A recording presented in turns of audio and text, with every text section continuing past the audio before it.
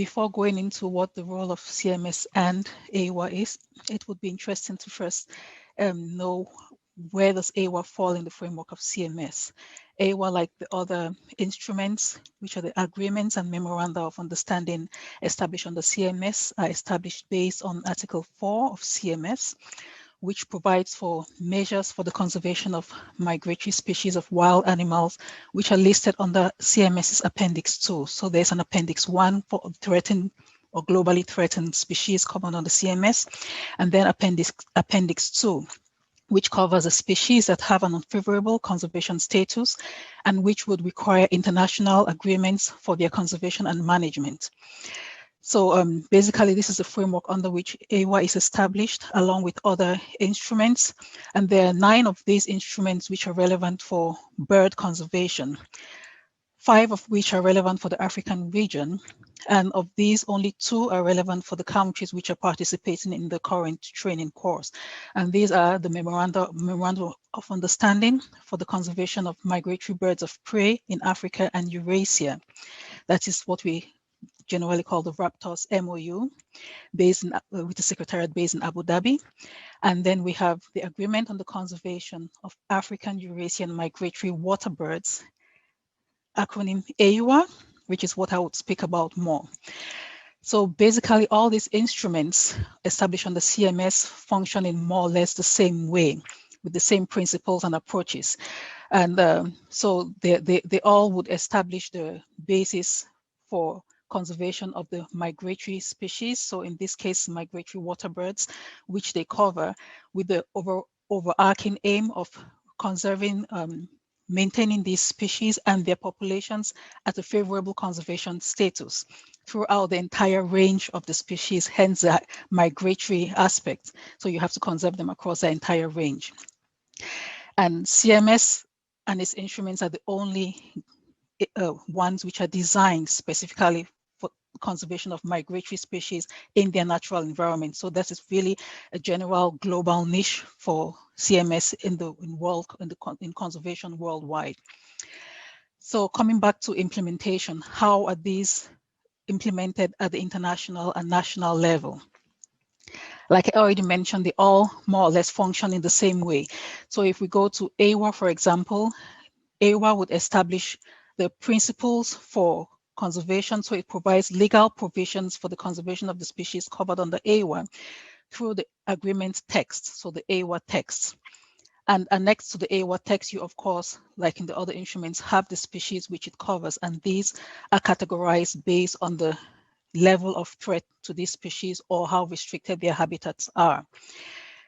And along with the AEWA text, so these legal provisions provided under the AEWA text, you have an AEWA action plan, which is annexed to the AEWA agreement. And it's quite crucial for every party to know the existence of these documents, because the AEWA action plan then strengthens and guides the provisions provided under the AEWA text. So these provide detailed conservation measures to be conducted under 4 broader thematic areas, including species conservation, habitat conservation, management of human activities, research and monitoring, education and information. These areas are the key areas under which activities need to be conducted by each of the contracting parties in order to deliver the provisions made under the AEWA text. So it's a very dynamic instrument in the sense that the AEWA, the annex to the AEWA text, which is the AEWA Table 1, which provides the status of the population. So each species has certain populations covered under AEWA. Sometimes not all the populations of a given species would be covered. So for all these populations covered under AEWA, they are categorized under the AEWA Table 1 into, depending on the threat status, from column A, which is the most threatened. So for example, all the species, AEWA species, which are under CMS Appendix 1, threatened species, are covered under AEWA column, Table 1, column A. And the species with restricted number of individuals in the population, so from 10,000 to 25,000, are in category B of column A. So again, more threatened species. And it goes on and on in different categories. I would not elaborate on the categories, it would take a bit more time. So it's just to say that these categorization changes over time as the conservation measures are being done. Some of the status of the species improve, and then they're moved from one column to the next or taken off altogether, which is rare. But then, yes, it's a dynamic table, and the parties have to, and the agreement is dynamic in this sense. So the parties have to keep track of this at the national level, and I'll come back to that when I go to how is this done at the national level. So basically, the provisions in the AEWA action plan define what needs to be done for these different categories of species, which are listed under the AEWA Table 1, from stricter measures, for example,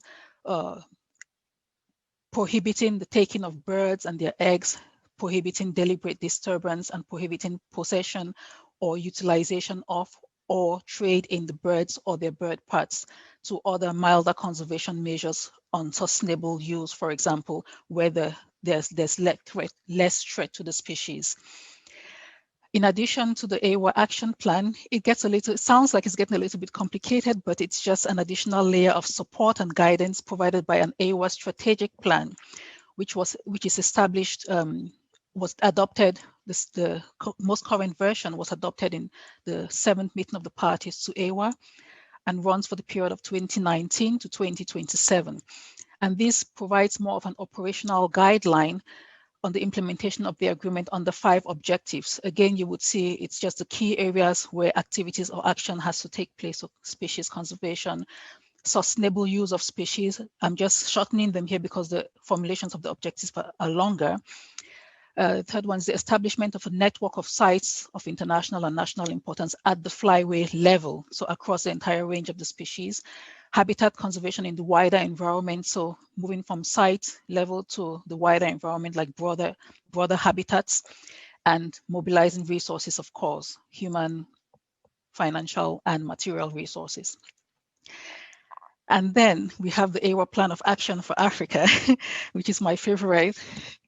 This was developed in the framework of the AEWA African Initiative as an additional guideline tailor-made for the African region to guide the implementation of the AEWA strategic plan in the African region.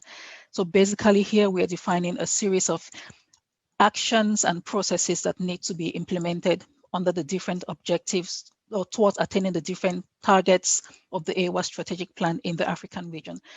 And of course, being tailor-made for the African region, there's a focus on capacity building, for example, both institutional, administrative, and technical scientific capacity building. The involvement of local communities in conservation, because the use of migratory water birds and their habitats is a crucial component that has been recognized and needs to be taken into consideration.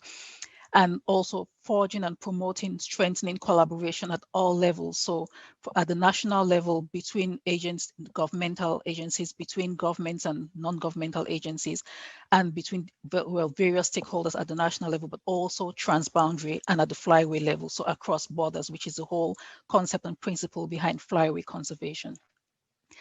There's also a wide range of other tools provided in the framework of AEWA to guide and support activities for conservation on the ground by the parties.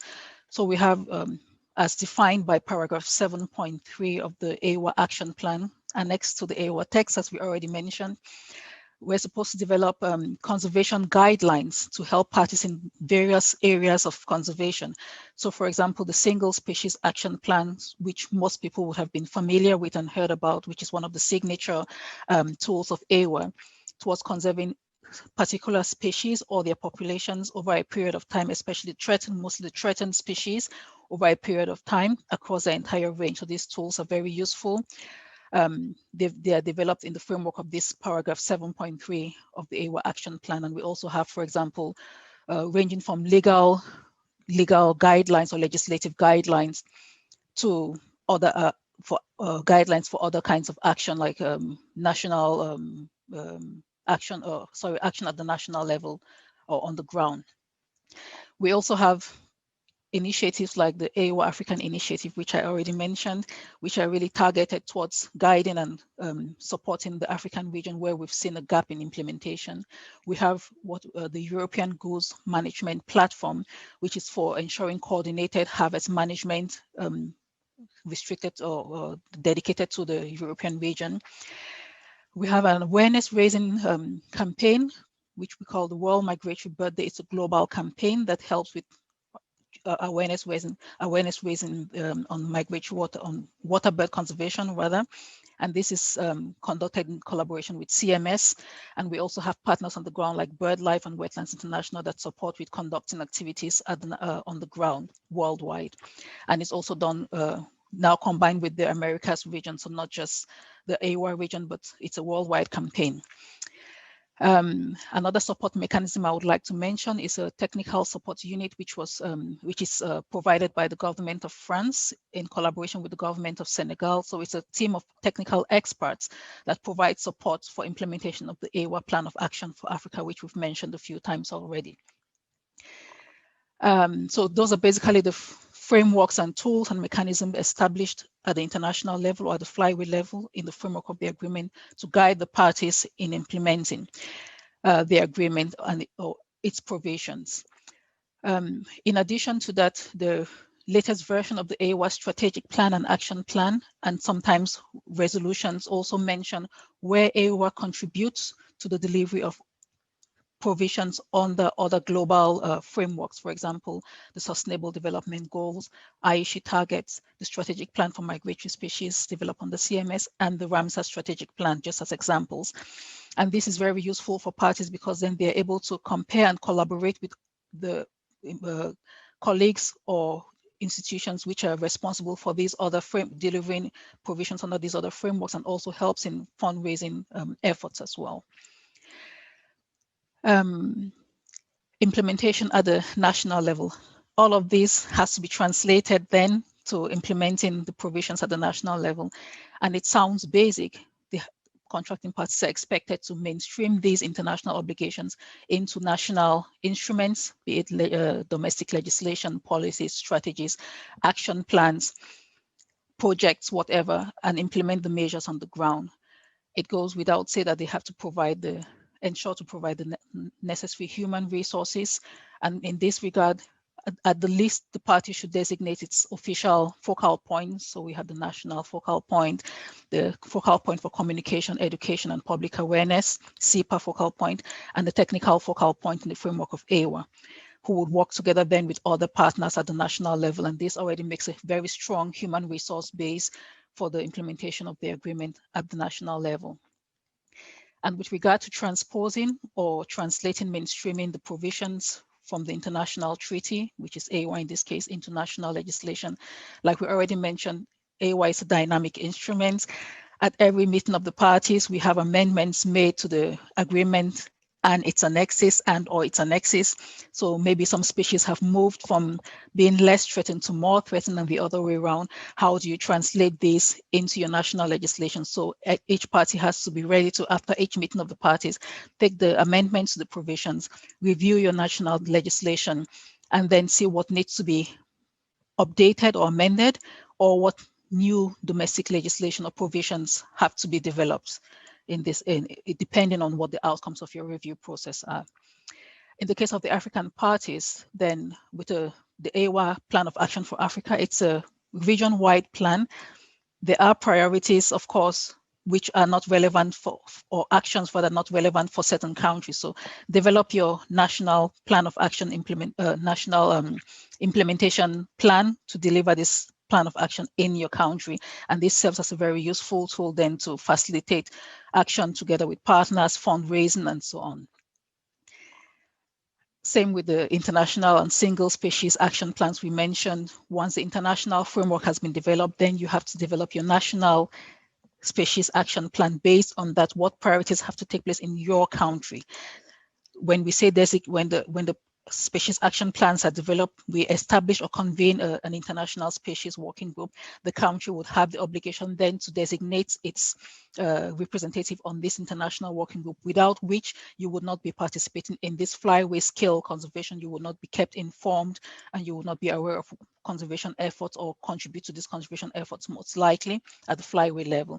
And then at your own level in your country, create a national working group in addition to that, that would not necessarily for a single species, could be a species working group, which would get experts based on the species that are species action plans which are relevant, and they would work on ensuring that actions are being conducted, fundraising and liaising with other experts across the flyway to ensure that the efforts are not just going on but are coordinated, which is the whole idea of the flyway conservation.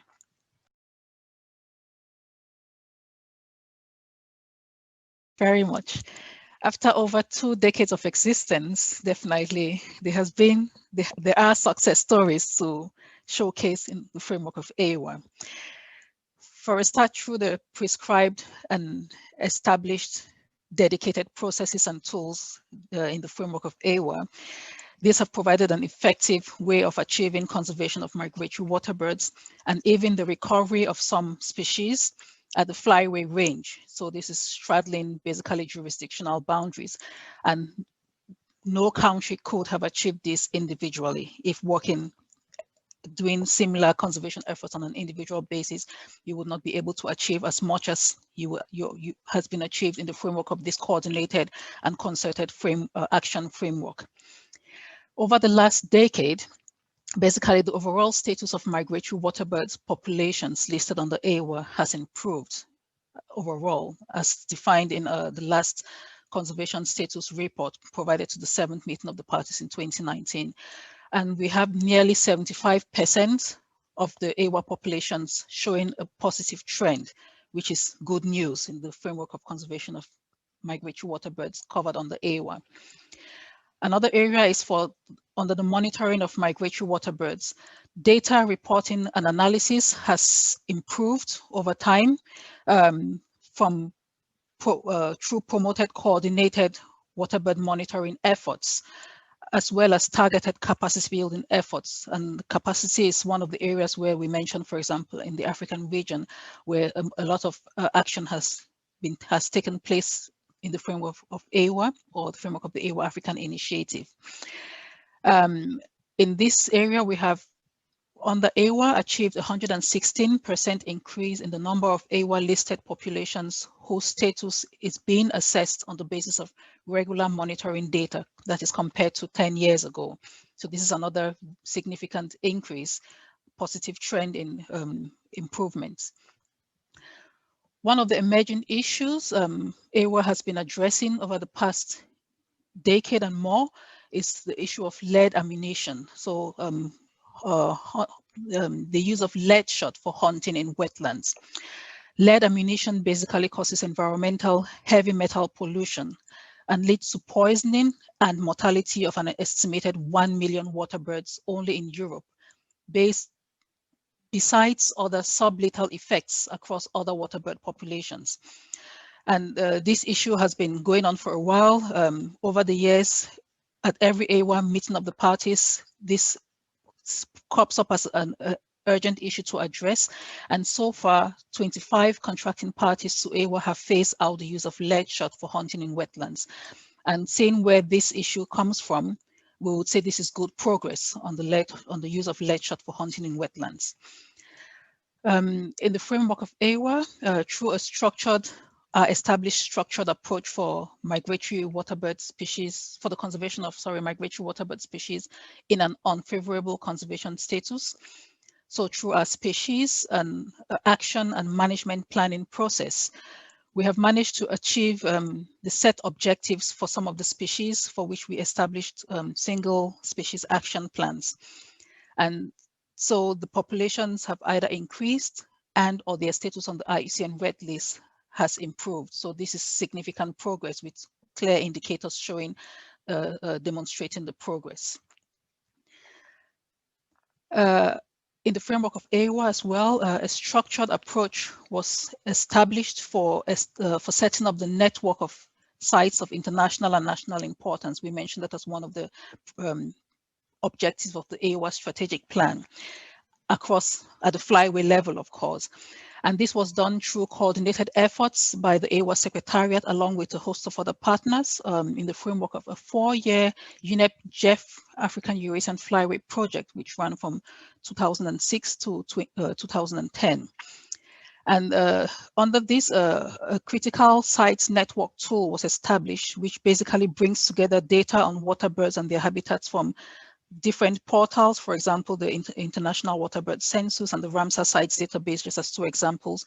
And this makes the information available in one portal for use by decision makers on the key sites of international and national importance for waterbirds in their countries. And this tool is being developed being maintained in the framework of AEWA because it needs constant updating or regular updating to make it alive and dynamic with the changes in the bird population status and the habitat conditions and status. In the framework of the African Initiative, I would name a few achievements or successes that. The African Initiative was adopted at the fourth meeting of the parties in 2008, so it has been running for about a decade. And over this decade, we've recruited 14 new parties in the African region, which is a significant improvement in recruitment rate, we have to say, in the framework of AEWA, because the older the instrument gets, the slower the recruitment rate becomes, because the parties which had most interest have already adhered, and then it's a struggle. And with the dynamic and heavy process at the level of establishing or accession or accession of such an instrument, which is has a very heavy legal basis at the national level, it does take time for recruitment of one contracting party. So this is a quite significant success in the under the African Initiative. For capacity building, a lot of effort has been put on this, as already mentioned, and through a tool which was developed under this UNEP GEF project as well, the Flyweight Training Kit, the AEWA Secretariat has managed to systematically conduct regional training of trainers courses over the past years. And we've done this for Francophone African countries in West and Central Africa very recently, and in the past for Anglophone Southern and Eastern African countries, and even for Lusophone Africa, the Lusophone, so Portuguese-speaking African countries. And the idea is to establish a network of trainers equipped with knowledge and capacity on delivering flyway conservation for the conservation and sustainable use of migratory waterbirds and their habitats across the African region, but also able to deliver similar trainings at the national level. We've also focused on enhancing capacity at the institutional level, and this has been done through, for example, a tool, the CMS family focal point manual, which was developed in collaboration with the CMS Secretariat, and we've delivered trainings on this, dedicated training on this, but as also at every preparatory meeting for the African region, when we prepare for the meeting of the parties of AEWA, we also use this tool to again enhance capacity of the administrative personnel, so the national focal points involved in implementing the agreement. What are the challenges? Of course, despite the successes, we continue to face enormous challenges with implementing at all levels. The main one being, of course, limited resources. Goes without say, financial, human resources, limited staff, continuous change and turnover in staff at the national level and otherwise. So it makes it difficult for continuity in the implementation. Human, financial, and material resources are lacking in the African region, of course, but agreement-wide generally. So this is one of the major limitations to implementation. Limited awareness on the value of waterbirds and wetlands, and this, of course, results in limited understanding on the need for conservation of these resources. And this goes a long way with the low perceived value of waterbirds and wetlands, despite the huge range of values they offer, from social, cultural to economic value. So the waterbird and wetlands conservation continue to receive low attention at the national level and at other levels when it comes to provision of resources as well. There's a limited capacity we already addressed. Despite the trainings we've been delivering and the efforts made in improving capacity, there is still there's still limits to capacity, especially in the African region. And this limits the availability of skills for conservation and management of waterbird populations and their habitats. Weak governance was also pointed out, including legislation and coordination, in the sense that the time needed, we mentioned that the agreement is dynamic, same with all other multilateral environmental agreements. Whenever decisions are made at the meeting of the parties, the conference of the parties, and meeting of the signatories, you need to mainstream these into national legislation. These processes at the national level are often cumbersome and time-consuming, especially for legislative and decision-making modifications. As such, enforcement or compliance becomes limited if these are not able to be translated into national legislation, and this already would limit the country with regard to compliance. If you cannot update the list of species, which are the list of priority species which need to be conserved, then you are not complying with the strict conservation of all the AEWA column A species, for example, once there has been an update in the AEWA table 1, for example. So it makes it difficult to comply in that case. So these are some of the limitations that they have at the national level. And also, I mentioned coordination under this. Sometimes, or quite often, the different institutions and stakeholders are responsible at the national level for implementing various aspects of the agreement. So you might have the wildlife department responsible for implementing AEWA, but you would have issues to deal with dealing with infrastructure or with environmental conservation overall, which are maybe under other departments like the Ministry of Environment and so on. So if there's limited coordination between these institutions, then it makes implementation, it also limits implementation at the national level. And I have political instability, which of course compromises conservation priority against other priorities like security priorities, and in addition limits access to monitoring habitats and the species. It destabilizes the existing governance where it is, the structures as well, and creates humanitarian crises that may further exacerbate pressures on natural resources, including migratory water birds and the wetlands which they depend on. I think those are the key challenges I would say are relevant in this case.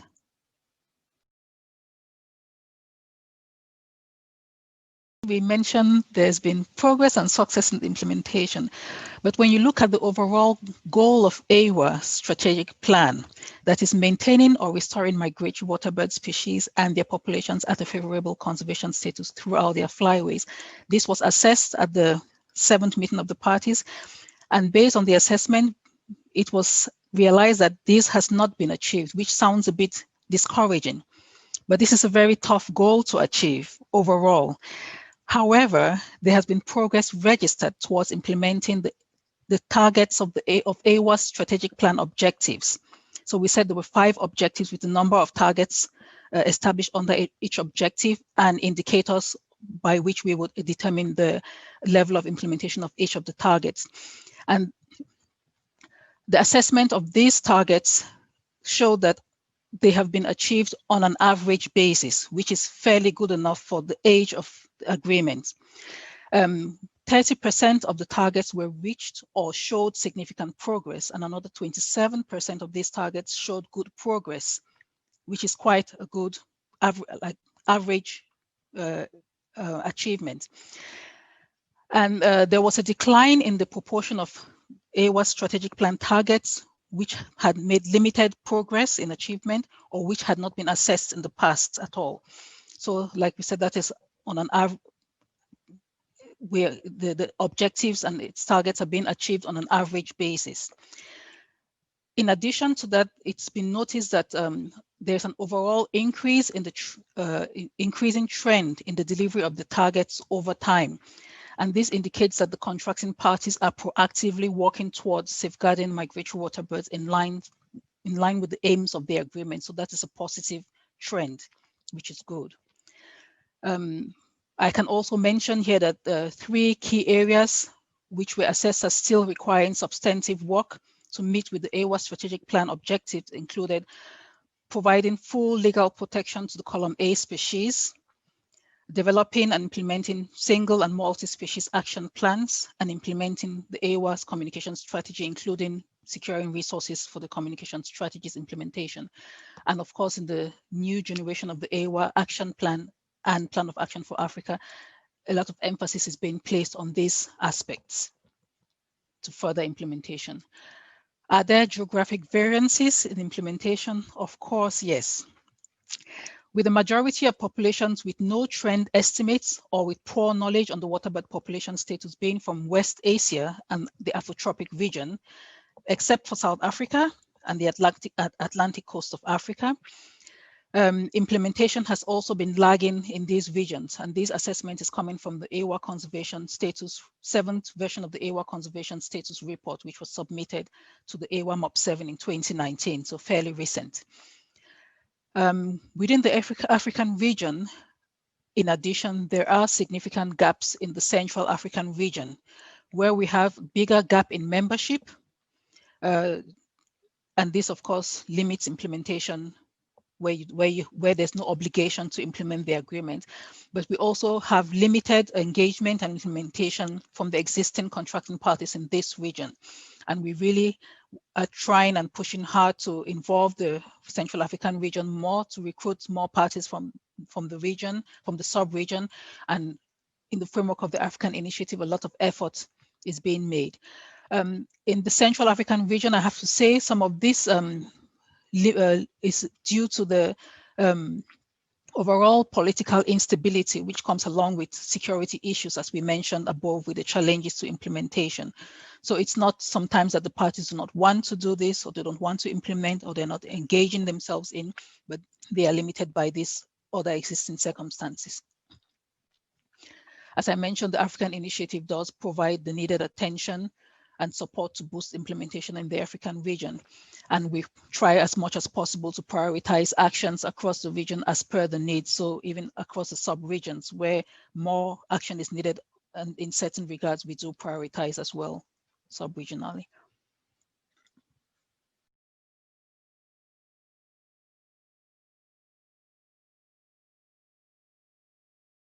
In the framework of the African Initiative, so our Plan of Action for Africa, the AEWA Strategic Plan, and even from the AEWA text and to its action plan, we keep calling on collaborating with partners. So there's a whole wide range of stakeholders that need to be involved in conservation of migratory waterbird, from decision makers to the users.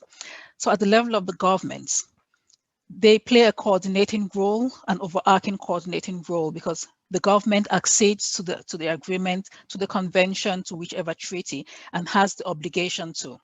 So you nominate your national focal point, which is your first obligation towards implementing, and then implementation can kick off with someone having an overarching and coordinating role and responsibility for this. There, the government is also the one who has to make sure there's a legal backing for implementation, mainstream provisions into the national legislation, so domestic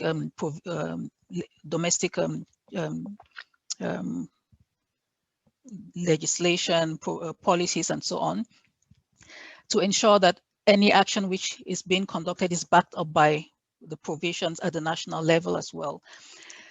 Provide the necessary resources from the human resources. If we don't have a focal point, then there's no one dedicated to implement and to coordinate the other partners which need to be involved. Financial resources and material resources. Do you need resources to go into the field and monitor water birds? Do you need park rangers to be involved in monitoring at the different sites of key importance for water birds in your country? So the government really plays this overarching, very crucial role. The government cannot work on its own. They need the NGOs to support them, and the NGOs serve like an implementing arm at the national level for the governments. In most countries so far in the African region, we have seen an increase in collaboration between the governments and NGOs involved in bird conservation. And the NGOs are also have sometimes quite often a stronger technical background in bird conservation. And they're very good at also awareness raising, so sensitizing on bird conservation issues and advocacy work, which is also very supporting of towards the governments. We have the example of the National BirdLife Partners, which exist in many countries, and they have the expertise for delivering water bird conservation action on the ground, and they do work very closely, quite more often than not, with the governments, and this is very useful. The academia, we mentioned there's research and monitoring needs on the water bird conservation as included in our action plan and our strategic plan. And we need the academia on our side. So are you developing research projects at the universities? Are you incorporating water bird conservation in the curriculum for training the future generation of conservationists, for example? And the civil society, it goes without saying, they play a key role, either as users of the natural resources, be it for hunting, tourism. Are they aware of the importance and value of these resources, and are they able to use them sustainably? If they are aware, then sustainable use would definitely be achieved, and this is one of the goals of AEWA, achieving sustainable use of the resources which are available for use. Thank you.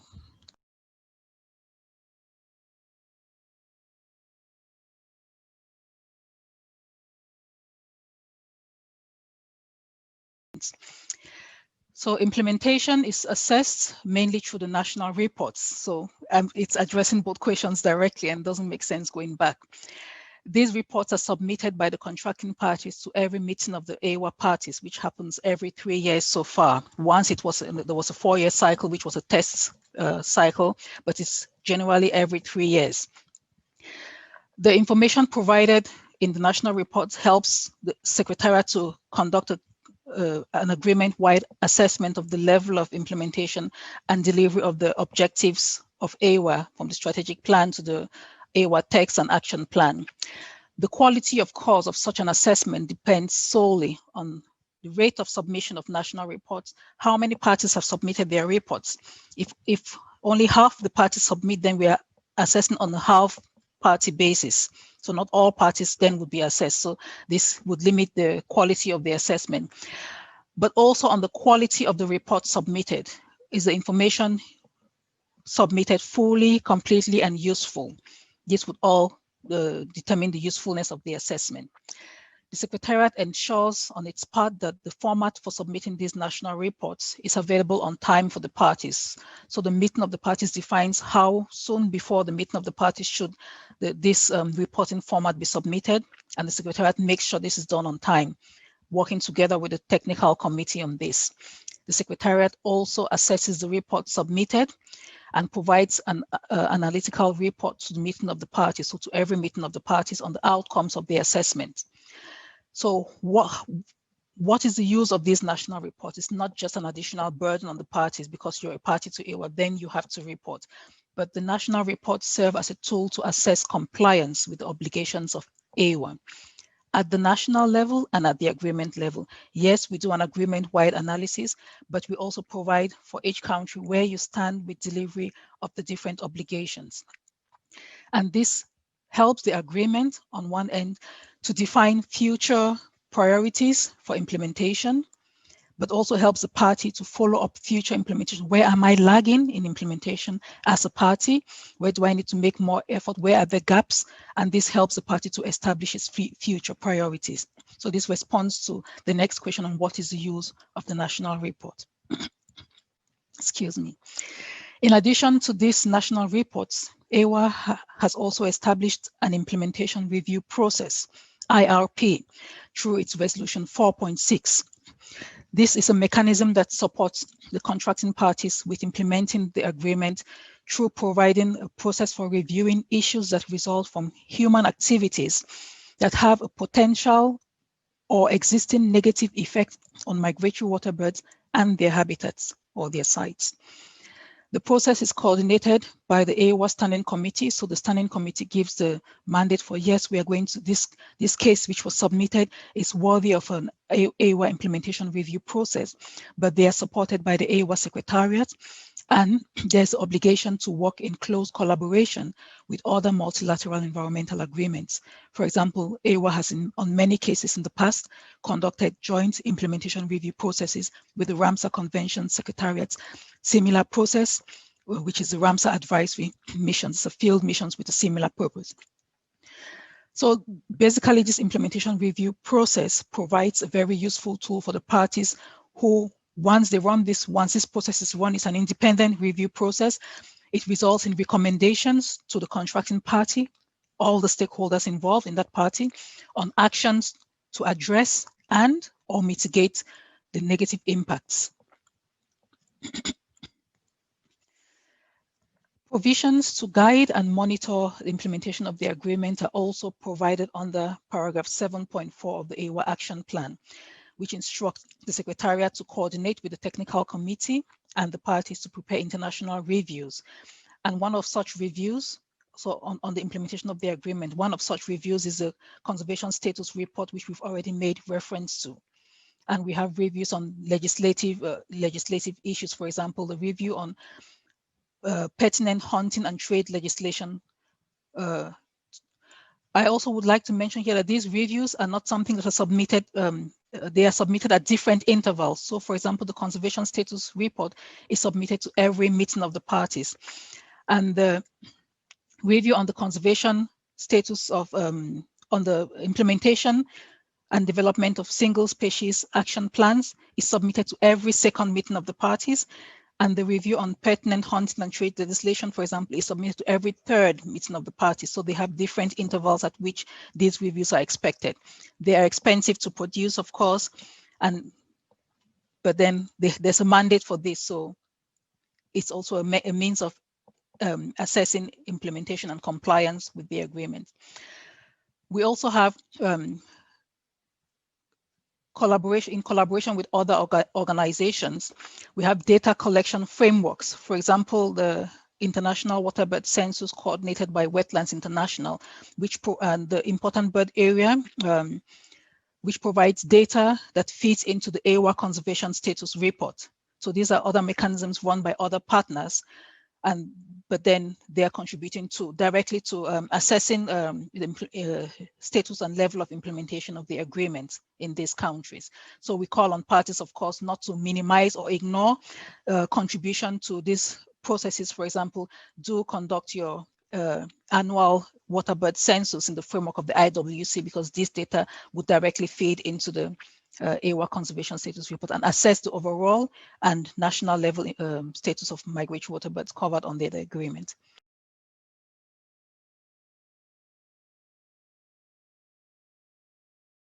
At the level of AEWA, we mentioned just recently the coordinated collection of data is required on the ground to assess the occurrence of the species in these countries and the numbers of the species in order to be able to assess trends. Are they improving, increasing, or decreasing? And this has to happen across the agreement area in a coordinated manner. And this is conducted by Wetlands International or coordinated by them through this International Waterbird Census, which we just mentioned. With the impacts of COVID,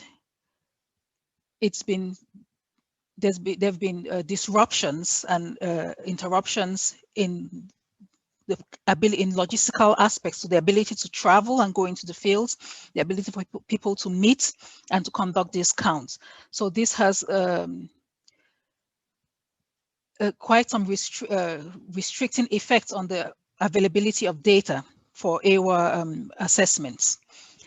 And beyond the disrupted field monitoring for species and their habitats, COVID-19 impacts have also disrupted overall implementation of the agreement in many other ways, given that many of the ongoing processes, both at the national and the agreement level, at the international level, have been delayed or have been postponed, the major one being meetings. The Secretariat's role is to organize a range of meetings at different levels, regional level, sometimes at national level, bringing together a few parties. Projects have been disrupted on the ground over the past year, and this means postponing activities and in some cases even losing funding or not being able to conduct activities at all. So this has a huge impact on the delivery of the agreement. So there's going to be, for example, in the assessment of the implementation of the AEWA Strategic Plan and Action Plan, I would expect significant retrogression in the delivery of the on the achievement or delivery of actions in the next assessment, which will be done next year in regard to the 8th meeting of the party for AEWA. Talking about zoonotic diseases, the issue was already recognized some 15 years ago in the framework of AEWA with the highly pathogenic avian influenza, HPAI. There was an outbreak of this that spread across most of the African Eurasian region. So it's in fact even more relevant to the objectives of the agreement since it has a direct and indirect impact on the conservation of migratory water birds. The HPAI crisis, for example, was tackled through the establishment of a coordinated and specialized task force, the Scientific Task Force on Avian Influenza and Wild Birds. AEWA is a member of this, and this was established in the, together with CMS, with a broad range of organizations involved in it. For example, the Food and Agricultural Organization, the World Organization for Animal Health, the World Conservation Society, Wetlands International, BirdLife International. And this was able to produce instructive guidelines and recommendations on how to address the spread of the highly pathogenic avian influenza. So zoonotic diseases is something, like mentioned, crucial for the functioning of the agreement, like to be addressed, and the agreement definitely does look into this when it is of relevance for migratory water birds.